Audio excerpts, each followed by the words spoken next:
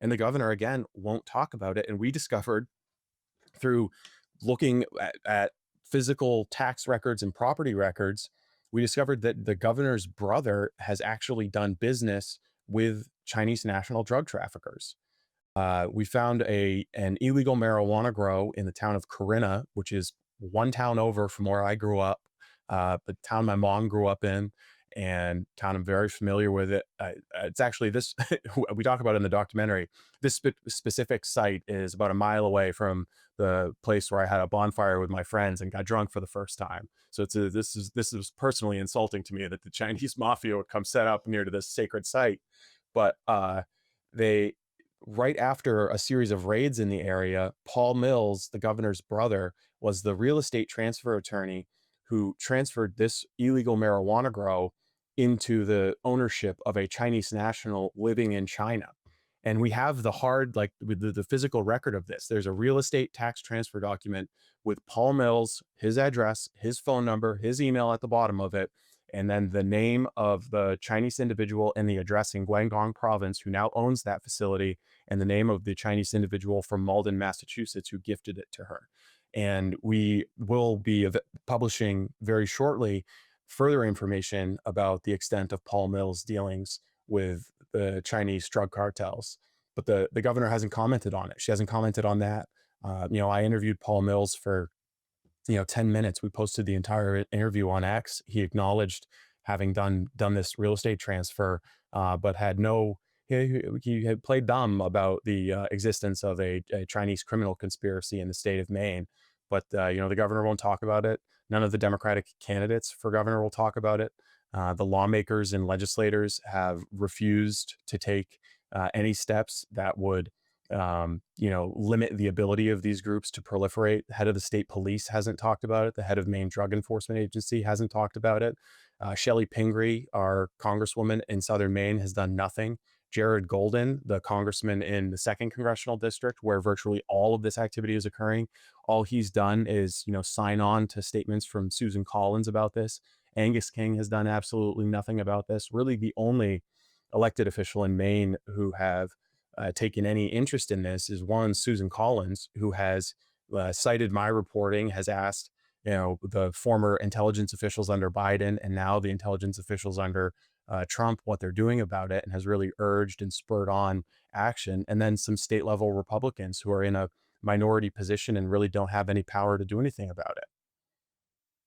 Man, what a crazy list of names you mentioned, and that no one will do anything about it. I feel like, do like in the law enforcement capacity, is no one wanting just to take claim of it? Are they too afraid to step into that murky water of whatever this might turn into? It's the weirdest. This isn't the first time I've heard this in a different state, right? Other states have the same exact something in the matter. Is like they bring it to the attention of the authorities, and everyone kind of like, well, that's not mine. I'm not touching it, or whatever. And I Yeah. find it to be one of the weirdest things I've seen in this drug cartel corruption kind of space. Is like nobody wants to touch these things, so they just continue to exploit whatever opportunities they have.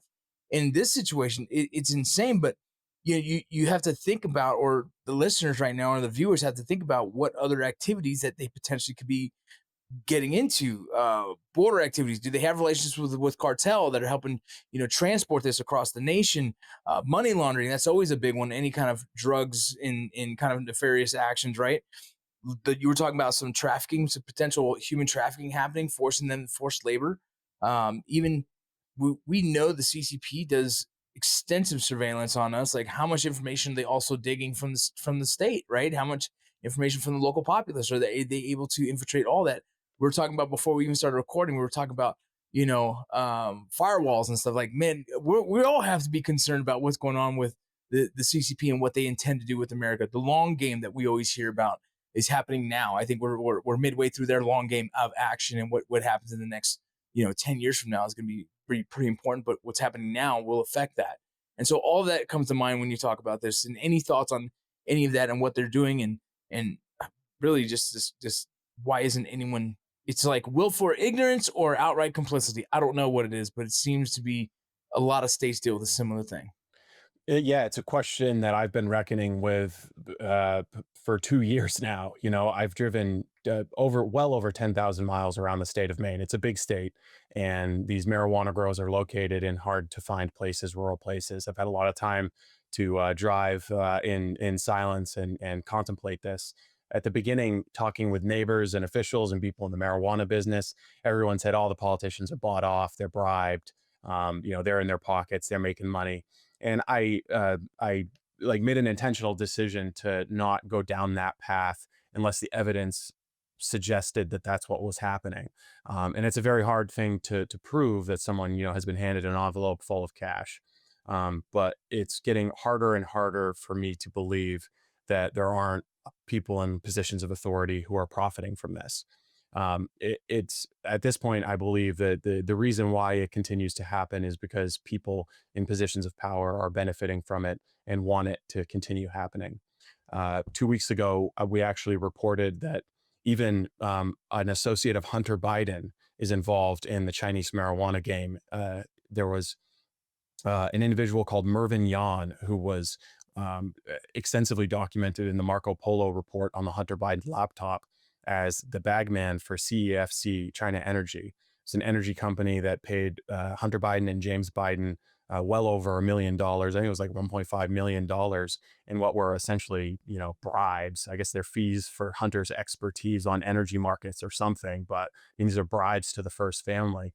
But this same exact guy, Mervyn Yan, who was making these payments to the Biden family, also paid an elderly town manager in northern Maine $100,000 so that she would sign on as the president of a marijuana grow he was trying to start in this town. At the time, Maine had a residency requirement for marijuana businesses that it no longer has, but they needed a Maine resident and he couldn't find one, so he paid this woman $100,000 to be the resident for him. So we know that there's a huge amount of money. There's cash. Maine's a poor state. $2,000, $5,000. That'll get you very, very far if you're looking to bribe a code enforcement officer.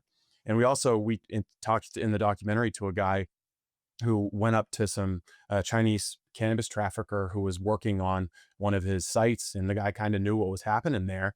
And he just went up and harassed the guy and pretended to be the code enforcement officer and said, "This is all out of code. You can't do this, and we're going to shut you down." And they exchanged phone numbers. And 2 days later, the fake code enforcement officer gets a phone call, some woman from New York looking to make a financial arrangement. Okay, so if that happened, if we know that that happened once with the guy who pretended to be a code enforcement officer, how many other times has that happened? How many times has that happened where the answer was, yeah, okay, I'll look the other way. It's just pot. Who cares? Yeah, you guys can grow your pot, $10,000. Wow. Oh, So crazy. I think that there's a lot of small time petty corruption and bribes being paid, but I think there's also a higher level game being played that involves cannabis markets nationally, where there's these big cannabis companies that want to become like the Bud Light or Coors Light of the cannabis world. And their biggest threat is the craft cannabis, the little guys, the mom and pop, all these, diverse thousands of different shops. So the best way to shut them down is to increase regulatory costs and compliance costs. And if you have a bunch of Chinese criminals growing a product that's contaminated with neurotoxic pesticides and fungicides and is based on human trafficking, then that raises the public outcry for a regulatory clampdown.